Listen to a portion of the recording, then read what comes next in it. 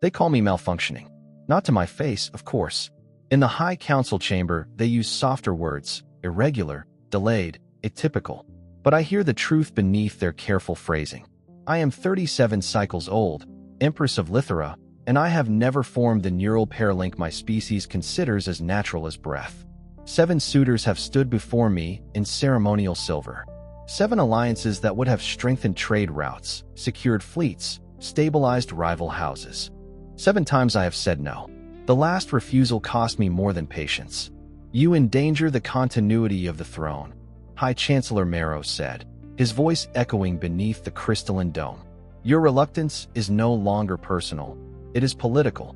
Reluctance. As if my heart were a faulty engine that simply needed recalibration. I felt the familiar tightening in my chest as they debated my body like a broken machine. They do not understand that I have felt attraction, admiration, even longing, but never the involuntary fusion they insist defines wholeness. I will not bind myself to a man simply to quiet their fears. The floating capital of Lithera shimmered outside the chamber windows, gravity spires humming, energy lattices glowing against the violet sky. We were hosting Terran delegates for critical trade negotiations. The council hoped diplomacy would distract from scandal. Humans, a young species, fast, unpredictable. When the Terran envoy entered the chamber, I expected ambition and calculation. Instead, among the diplomats and military advisors, I noticed a quiet man standing slightly apart. Ethan Reed, a systems engineer, I was told. He did not stare at me in awe or hunger. He was studying the ceiling. Most beings enter the Hall of Accord and look at me. Ethan Reed looked at the ceiling. At first, I thought it was nervous avoidance. The crystalline dome above the chamber refracts stellar light through Lithera's upper atmosphere, casting slow-moving rivers of color across the floor. Visitors often pretend to admire it, so they do not have to meet imperial eyes. But Ethan was not pretending. His gaze moved with intention, tracking the pulse intervals between the gravity spires, following the faint harmonic shimmer along the energy lattice seams. His head tilted slightly, as though he were listening to something beneath the audible range. Curiosity, not intimidation. That alone made him dangerous. The Terran ambassador, Director Hale, began the negotiations with practiced composure. Mineral exchange corridors, defensive pacts, access to outer system refueling platforms. The council responded with their usual layered rhetoric. 3 concessions disguised as generosity, 5 demands hidden in cooperative language. I participated as required. I spoke of mutual benefit and interstellar stability. I maintained the posture of calm authority. But part of my attention kept drifting toward the human engineer. He stood behind the primary delegation line, tablet in hand, occasionally adjusting something with precise movements. He did not whisper advice to his ambassador. He did not posture. He did not try to catch my eye again. He was studying the room. Halfway through the second negotiation cycle, the first tremor hit. It was subtle, so subtle most organic species would not have perceived it. A fractional dip in harmonic frequency beneath the eastern gravity spire. A stutter in the resonance thread feeding the central energy lattice. I felt it instantly. Lithera is not merely a city. It is a living harmonic structure grown from crystalline matrices older than recorded history. Its balance depends on continuous resonance calibration. Even minor disruptions can cascade into atmospheric instability. I kept my expression neutral. Chancellor Marrow did not notice. None of the council did.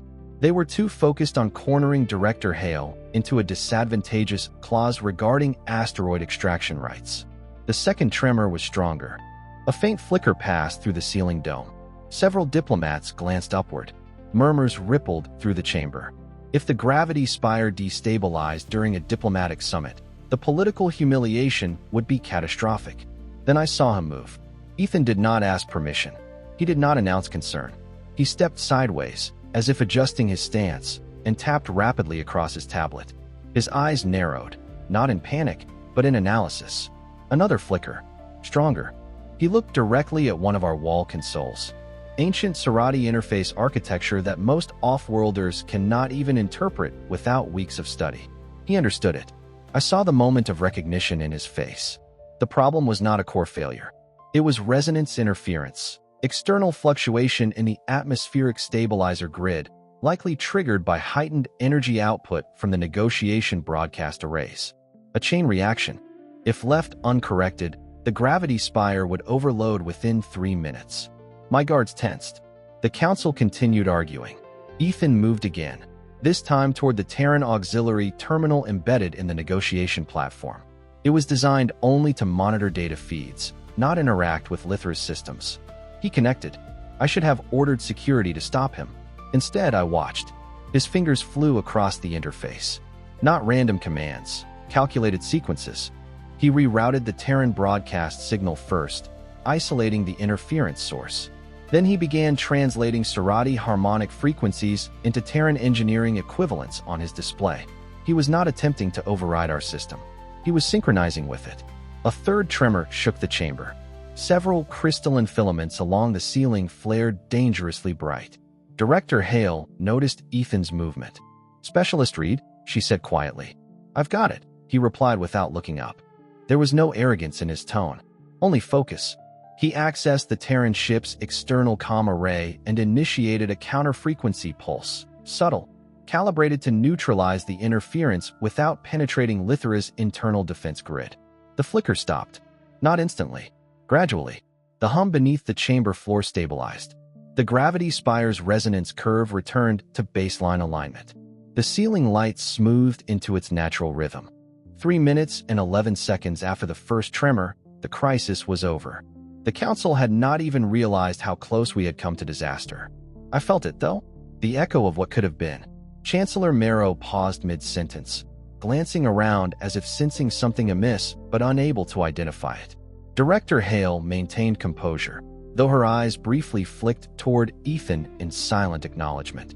Ethan disconnected from the terminal and stepped back into position. He did not look at me. That intrigued me more than the stabilization itself. After negotiations adjourned for recess, I remained seated longer than protocol required. The council members clustered together, muttering about Terran leverage points. Several of them had noticed Ethan's unauthorized interface access. Suspicion bloomed quickly among my advisors. He touched the lattice feed. Counselor Varen whispered sharply. "Without clearance." He prevented collapse. I replied evenly. "We do not know that. He could have caused it."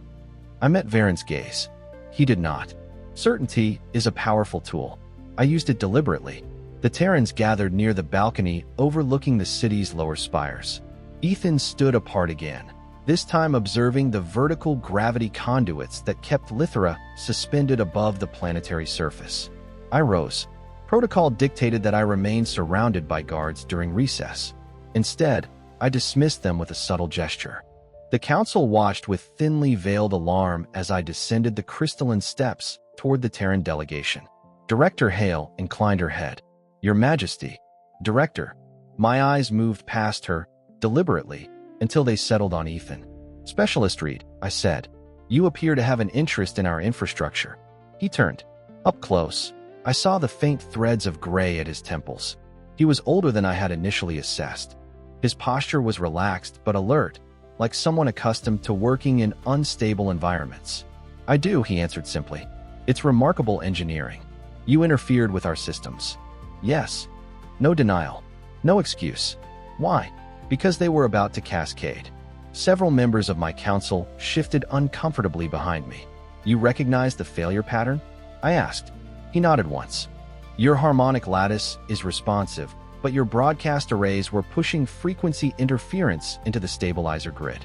It wasn't malicious, just overlap. You translated our resonance architecture in under 2 minutes. I've spent 20 years rebuilding systems in places where failure meant people died," he said. "Patterns repeat across species." He did not speak as someone seeking praise. He spoke as someone who had seen too much. Chancellor Marrow stepped forward sharply. "Human technology is not authorized to integrate with imperial systems." Ethan's gaze flicked briefly toward him, then back to me. "I didn't integrate. I synchronized externally.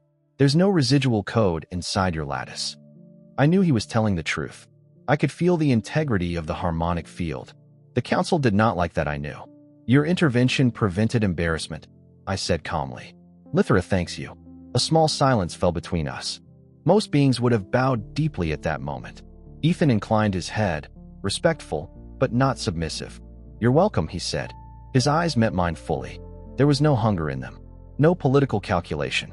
No attempt to charm. Only recognition.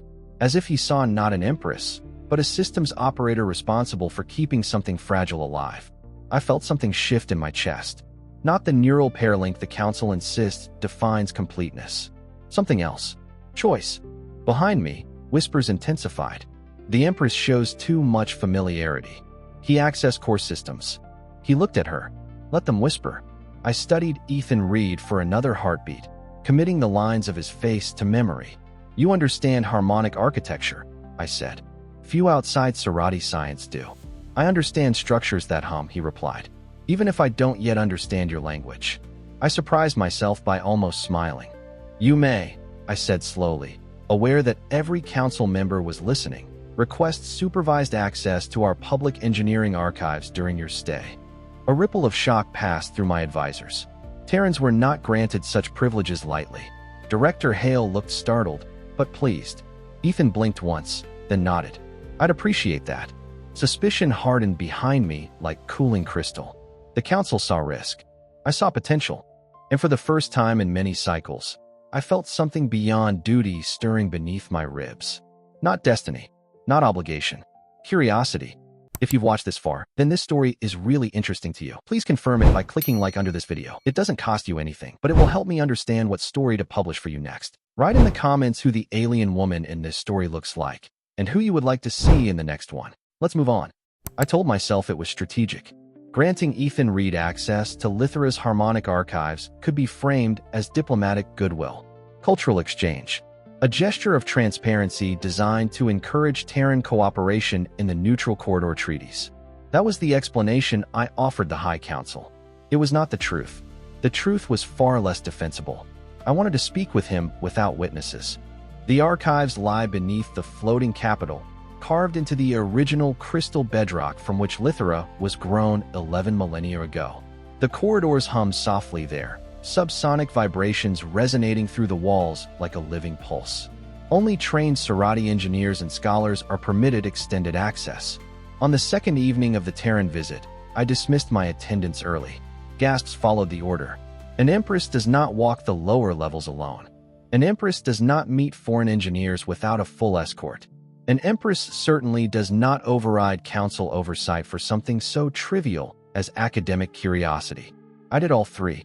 When Ethan arrived at the archive threshold, he was alone. No security detail. No diplomatic entourage. Just a compact tablet in his hand, and that steady, observant expression I was beginning to recognize. You came, I said unnecessarily. You invited me, he replied. No bow. No theatrical reverence. Only acknowledgement.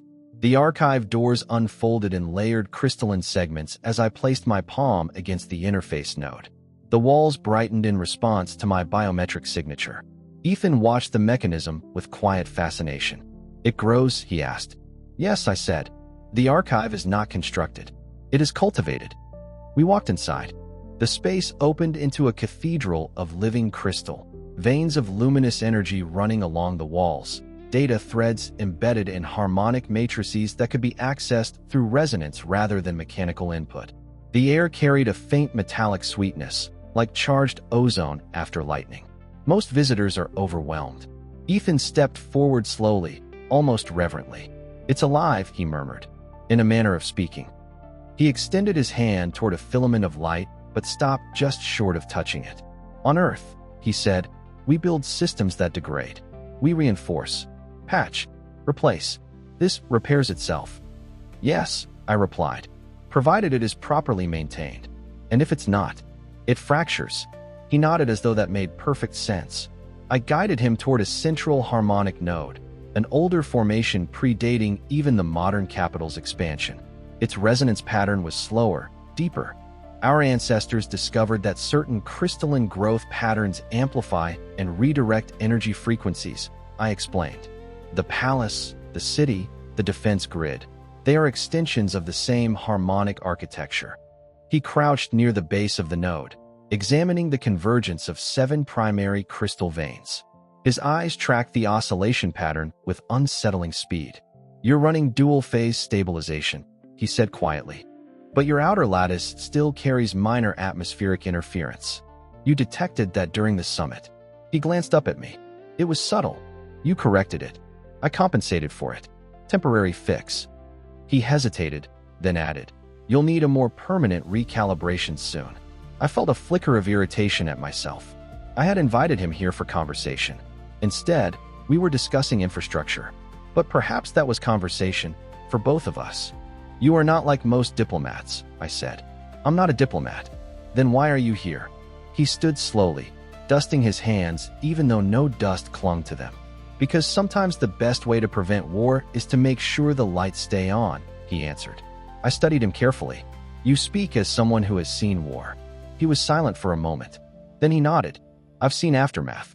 The harmonic node pulsed softly between us. I had not intended to ask the next question. "Did you lose someone?" The shift in his posture was almost imperceptible, a tightening in the shoulders, a subtle inhale that lingered too long. "Yes," he said. No elaboration. But I waited. Perhaps it was the resonance in the chamber. Perhaps it was the absence of guards and council whispers. Perhaps it was the way he had looked at me during the summit, without fear, without hunger. "I had a wife," he continued quietly. "Her name was Mara. She worked in colony logistics. 3 years ago, a long-range vessel suffered a structural cascade during atmospheric reentry on Kepler 9. His voice did not tremble. That made it worse. "There were warning signals," he said, "but not enough time. The crystal walls seemed to dim slightly, responding to the shift in emotional frequency. I wasn't there," he added. "I was 4 systems away, monitoring repair grids. I watched telemetry data degrade in real time." The silence stretched. I understood that kind of silence. "The healers told me grief is nonlinear," he said with a faint, humorless smile. "Turns out that's not comforting. I had been told many things by healers. None of them had helped. My species forms neural bonds early," I said slowly. "Permanent. Involuntary. The moment of fusion is described as overwhelming. And you haven't experienced it." "No." He did not react with surprise. That unsettled me. "The council believes I am defective," I continued. "A failure in biological function. A broken component in an otherwise stable system." He looked at me directly. "You don't seem broken." I laughed softly, a sound I had not made in weeks. "You have known me less than 2 days. I've rebuilt enough systems to know the difference between damage and divergence," he said. "Different doesn't mean malfunction." The word struck harder than I expected. Different doesn't mean malfunction. The harmonic archive amplified emotional resonance. I felt my composure shift, subtle fractures in the carefully controlled structure I presented to the galaxy. "My entire life," I said quietly, "has been defined by what I fail to provide." He took a step closer, not invading my space, but narrowing the distance. "And what do you want to provide?" he asked. The question startled me. No one had ever asked it. I searched for a diplomatic answer. None came. "I don't know," I admitted. The crystal veins brightened faintly, responding to heightened neural activity. He studied me, not as an empress, but as a person puzzling through something fragile. "I spent years rebuilding orbital platforms," he said. "I thought fixing structures would fix me. And did it?" "No." A long pause. "But it kept me moving." I nodded slowly. "We are similar," I said. "I maintain a civilization so I do not have to examine myself." "That sounds exhausting." "It is." The confession hung between us like a suspended frequency. He looked up at the high crystalline ceiling, then back at me. "You know," he said carefully, "when the lattice fluctuated during the summit, it wasn't catastrophic because it was flawed. It was catastrophic because too many external signals were pushing into it at once." I understood immediately. "You are suggesting my environment is the problem." "I'm suggesting pressure can look like failure from the outside." The archive hummed softly. For the first time in cycles, I did not feel observed. I felt seen, not as a symbol, not as a malfunction, as a system under strain. And for reasons I did not yet understand, that recognition warmed something deep within me. Not the neural fusion my species reveres. Something quieter, something chosen. When he finally stepped back from the harmonic node, I realized hours had passed. "Director Hale will be wondering where you are," I said. "She trusts me," he replied. I dismissed my attendance. "That's risky." "Yes." "Why?" The honest answer hovered on my tongue. "Because you looked at me like I was a person instead of a problem." Instead, I said, because I wanted to speak without protocol. He held my gaze for a long moment. I'm glad you did, he said. So was I? And that realization frightened me far more than any political scandal. Because choice, once acknowledged, cannot be undone. And for the first time in my life, the path before me felt less like duty and more like possibility. Part 4. The Fleet at the Edge of the Sky. The crisis began at dawn. Lithera's eastern horizon had just begun to glow with the twin suns when the alert wave struck the palace grid. It moved through the harmonic lattice like a blade drawn across crystal, sharp, unmistakable. Hostile signatures. Multiple. I was already awake. Sleep had become inconsistent since Ethan and I began speaking in the archives. Not because of impropriety. We had not crossed that threshold. But something in me had shifted, and shifts in foundational structures create tremors. My private guard entered without ceremony. Your Majesty, Captain Irel said, voice tight.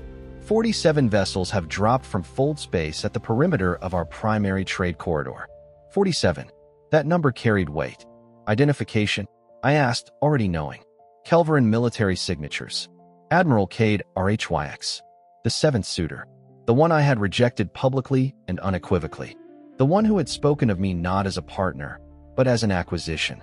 I rose from the window, overlooking Lithera's suspended platforms. The city shimmered peacefully below, unaware that warships now cast shadows beyond its orbital perimeter. Transmit visual feed, I ordered. The air in my chamber rippled as the projection activated. 47 strike cruisers hovered in perfect geometric formation, hulls glinting with offensive arrays primed but not yet firing. Precision. Intimidation. A statement. The council chamber filled within minutes. Chancellor Marrow arrived flushed and furious. Councillor Varen followed, whispering frantic projections about trade collapse and defense capacity ratios. They have sealed 3 of our primary routes, Marrow said sharply. Cargo traffic is already rerouting. He claims you dishonored him, Varen added. His transmission references ancient Kelveran conquest law. Of course it does. I had humiliated him in open court when I refused his bond proposal. I had not softened my words. I had not disguised my disdain. He had smiled then. I had miscalculated the depth of his pride. Put him through, I said. The chamber darkened slightly as his image materialized at the center of the crystalline floor. Admiral Cade RHYX appeared in full ceremonial armor, obsidian plates edged with silver filaments. His expression was composed, but his eyes burned with something far more volatile. Empress Aria Voss, he said smoothly, I regret that you have forced this escalation. I forced nothing, I replied. You rejected a lawful bond between our houses. I rejected your assumption of ownership. A flicker of irritation crossed his face. You insulted my honor before 7 noble delegations. You insulted my autonomy. The council shifted uneasily behind me. This need not continue, Cade said. Under ancient Kelveran conquest statute, you may resolve this peacefully. I knew what was coming. State your terms, I said. You will accept formal union with me, he replied. In return, I withdraw my fleet and secure your borders for 10 cycles. A murmur swept through the council. Protection, security, stability, all at the cost of myself. And if I refuse? I asked evenly. Then honor demands satisfaction, he said. By force. He ended the transmission. The chamber erupted. This is your doing, Varen shouted. Your defiance has invited invasion. You should have accepted the bond, Marrow added. This was predictable. Predictable? I repeated quietly. That a warlord would blockade an empire because a woman declined him? This is not about gender, Marrow snapped. It is about political consequence. No, I said softly. It is about entitlement. The room fell silent. Our defense fleet numbers 32 vessels, Captain Irel said. Even with tactical advantage, we cannot sustain prolonged engagement against 47. The mathematics were brutal. Surrender. War. Both unacceptable. Under conquest law, Varen said hesitantly, there exists a third provision. I knew it. I had studied every clause of every ancient statute since ascending the throne. Singular resolution, I said. Marrow's face drained of color. You cannot be serious. I am. Under archaic Serati Kelveran Treaty, when a personal honor claim escalates to military blockade, The accused may invoke direct confrontation between accuser and accused. If the accused wins, the claim dissolves. If the accused loses, the outcome requires no elaboration. He is a trained combatant, Marrow said sharply. You have never fought a live duel. I do not need to defeat him physically, I replied. You cannot outfight him. No, I agreed. But I can outthink him. They stared at me as though I had already signed my own death warrant. I dismissed them, not because I wished to isolate myself, but because I needed to think without their fear contaminating the air. When I returned to my private wing, I found Ethan waiting near the balcony overlook. Director Hale must have informed him. You're invoking singular resolution, he said quietly. Yes. That's insane. Perhaps. He stepped closer. You're not a warrior. I am an empress. That's not the same thing. No, I agreed. It is heavier. He exhaled slowly, running a hand through his hair. How long until confrontation? He asked. 40 hours. That's not enough time. For what? For a miracle. His eyes were not panicked. They were calculating. You think there's another way? I said. There's always another way, he replied automatically. I almost smiled. Your council will blame you, he continued. They already do. And if you lose? I will not live long enough to hear them say, I told you so. Silence stretched between us. He looked out at Lithra's luminous skyline. This whole city runs on harmonic resonance, he said slowly. Yes. And Kate expects you to meet him blade to blade? Yes. A strange expression crossed his face.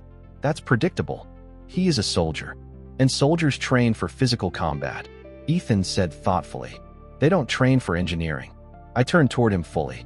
What are you suggesting? He did not answer immediately. Instead, he looked at the gravity spires rising from the city's perimeter, their energy threads weaving through the sky like luminous veins. You said your systems amplify directed energy, he said. What if we redirect intention instead? I studied him carefully. You are proposing interference. I'm proposing physics. This is an honor duel. And he defined the terms as singular confrontation, not singular sword technique. The idea bloomed slowly in my mind. Risky, radical, brilliant. He will expect spectacle, Ethan continued. Force, tradition. If he charges you with hostile intent, what if the system responds to that intent? You would weaponize the lattice. I would protect you with it. The council would call it dishonorable. The noble houses would call it scandalous. Cade would call it cheating. But ancient laws are precise. They specify confrontation, not vulnerability. You would need access, I said carefully. To the atmospheric grid and the harmonic defense array, he confirmed. That is imperial infrastructure. So is your life. I felt something tighten in my chest. Not fear. Resolve. You understand the implications, I said. If this fails. Yes. I've rebuilt failing systems before, he replied quietly. But I've never had one this important. For a moment, we simply stood there. The city humming beneath us. A fleet waiting beyond orbit. An empire holding its breath. 40 hours, I said. That's enough, he replied. It was reckless. It was dangerous. It was entirely irrational. And for the first time since Cade's fleet appeared, I felt something other than impending loss. Possibility. Not because of destiny. Not because of neural bonds. Because of choice. I will grant you full access, I said. His gaze met mine. Aria, he said softly, not your majesty.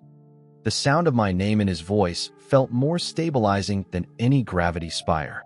Let's build something, he added. And as the first shadows of war darkened Lithra's sky, I realized that surrender had never truly been an option.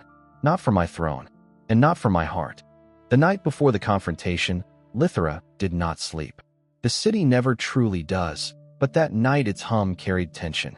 The harmonic lattice beneath our feet pulsed with heightened calibration as Ethan and I worked through the dark hours in the primary resonance chamber.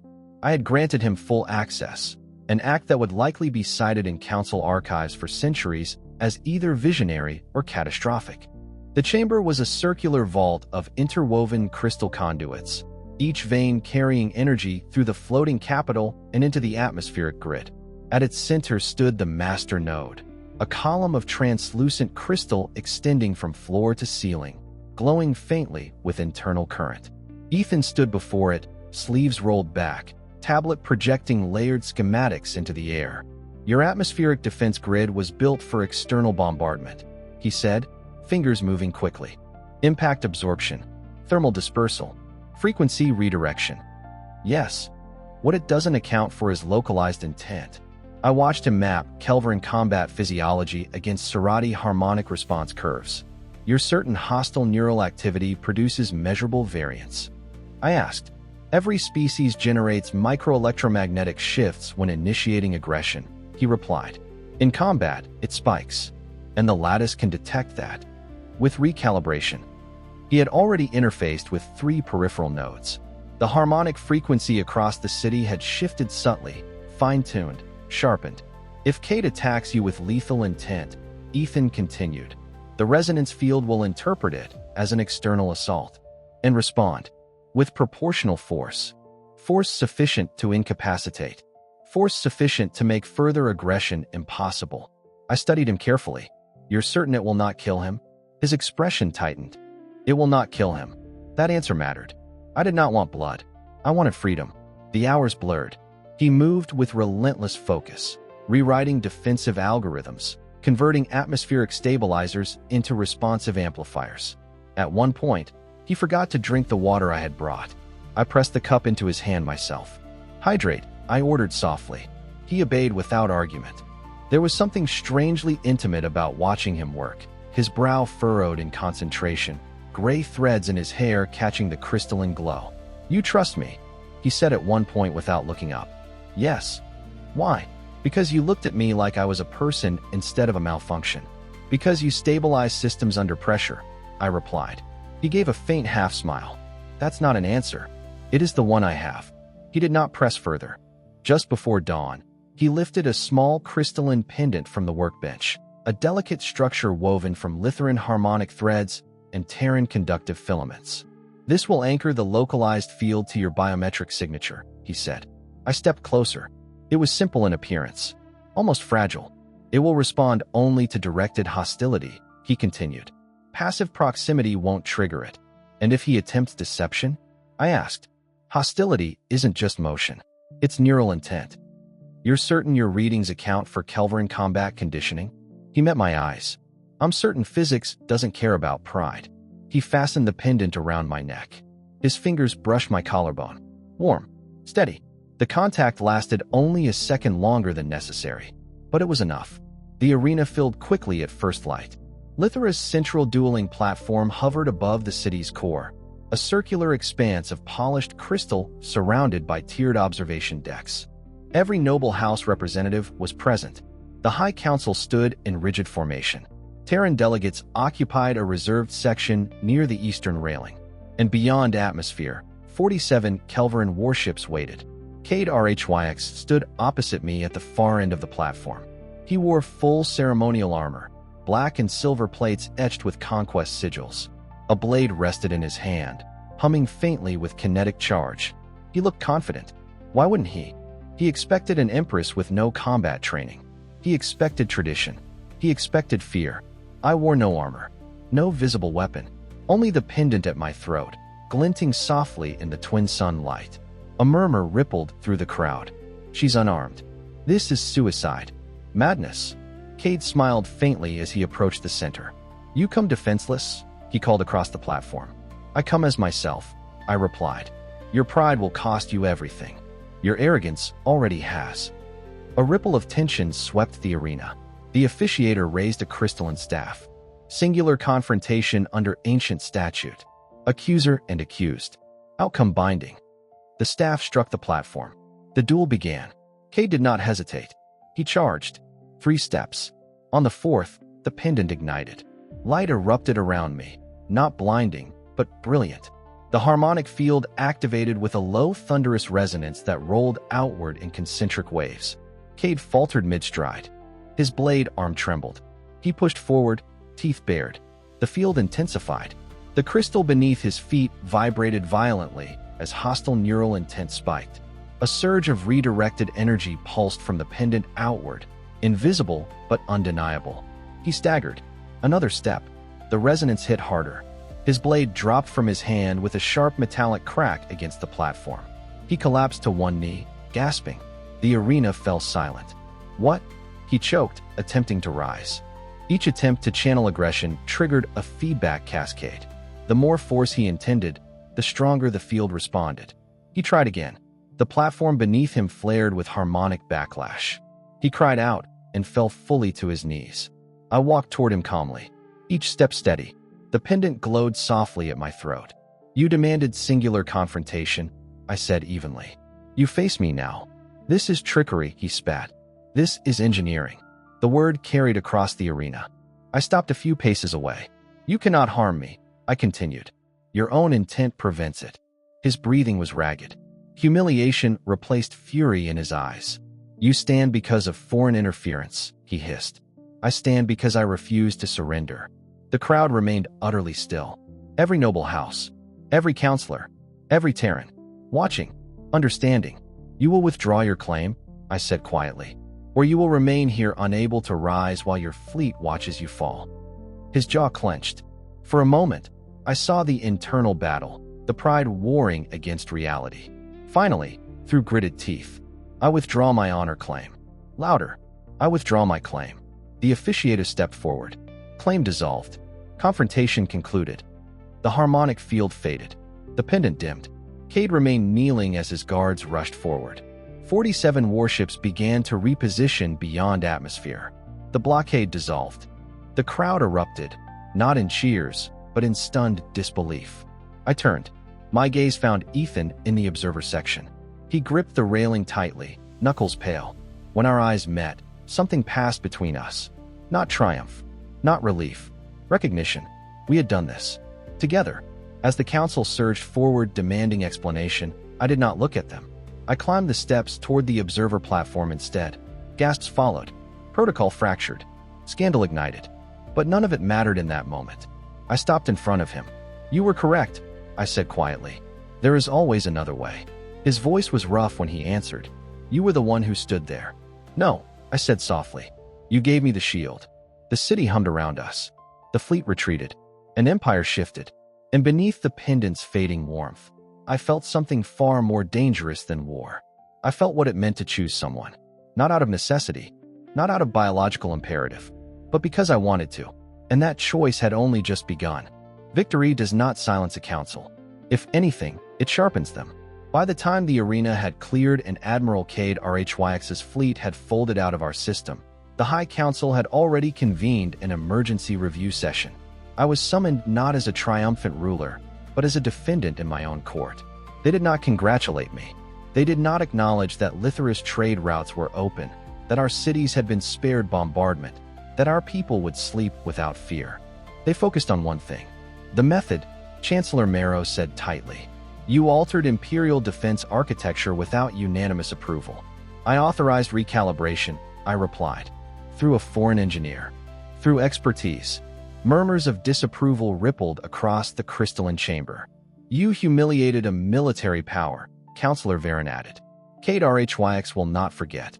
He withdrew his claim under binding statute. He withdrew under duress. He withdrew because he lost. The chamber fell silent at that. Marrow's eyes narrowed. "You risked destabilizing galactic precedent," he said. "And for what? A technical loophole?" "For sovereignty," I answered. But that was not what they truly meant. They were not afraid of Cade. They were afraid of Ethan.